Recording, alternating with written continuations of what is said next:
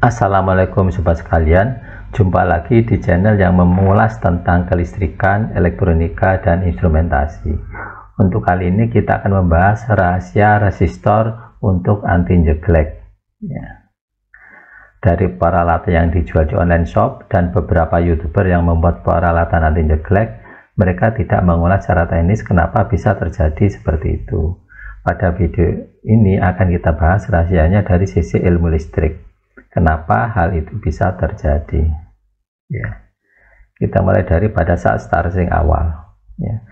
Peralatan listrik yang sifatnya induktif, baik itu trafo, mesin gerinda, mesin bor, kompresor, motor listrik dan sebagainya, memerlukan arus starting yang besar, sehingga bila kapasitas MCB rumah terbatas, maka akan terjadi trip saat peralatan dijalankan.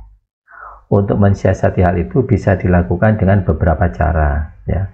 Komponen anti jeglek antara lain dengan alat soft starter, inverter, auto trafo dan sebagainya. Dengan komponen anti jeglek yang sederhana, misal resistor, kapasitor, trafo dan termistor. Kita akan membahas untuk yang resistor ya. Resistor yang dipakai adalah ya, sebagai contoh yang banyak dipakai, resistor dengan daya 20 watt 20 ohm ya, jumlahnya bisa 1, 2, 3 dan seterusnya, tergantung dari kapasitas daya yang mau digunakan. Komponen yang penting untuk anti jeglek adalah MCB dan resistor ya. Sekarang kita lihat MCB nya. MCB itu ada dua jenis strip, yaitu thermal strip dan magnetic strip. Thermal strip itu untuk mengantisipasi overload atau proteksi overload, sedangkan magnetic strip untuk proteksi short circuit atau hubung singkat. Nah, seperti ini. Thermal strip menggunakan prinsip seperti termokupel, yaitu memuainya logam karena panas. Ketika ada arus lebih besar dari arus nominal, bimetal di dalam circuit breaker akan memuai atau mungkin melengkung, sehingga pada saat tertentu hubungan listrik di circuit breaker akan terputus atau trip.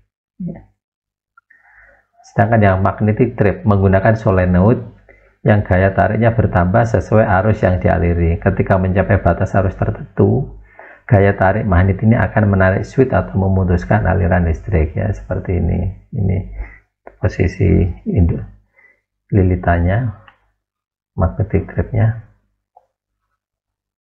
Sekarang kita lihat kurva dari MCB ya. Ini adalah MCB yang tipe C yang biasa dipakai di rumah-rumah, MCB di pelanggan. Di sini adalah ya, yang vertikal ini adalah besarnya waktu ya, dalam satuan second. Sedangkan yang horizontal ini berapa kali arus nominalnya. Jadi angka 2, 3, 5 ini bukan menunjukkan ampere, tapi berapa kali dari arus nominal ya, atau rated current-nya. Di sini adalah batas dari atau karakteristik antara trip dan tidak trip ya. Daerah kerjanya adalah daerah sebelah kiri, kalau di sebelah kanan adalah daerah tripnya. Sekarang kita lihat sebagai contoh ya. Katakanlah dari kurva tripping ini kita menggunakan arus 2 ampere ya. Di sini nomor 1 ini, nomor 1 ketika dialiri arus 2 ampere, circuit breaker akan trip 10.000 detik kemudian, jadi kira-kira 3 jam ya, seperti ini. Jadi selama arusnya itu tidak melebihi 2 ampere, dia bisa bekerja selama 3 jam ya, lama sekali. Yang nomor 2, ketika dialiri arus 10 ampere atau 5 kali arus nominal akan trip kira-kira 5-10 detik kemudian ya. Titik nomor 2 ini 5 kali arus nominal.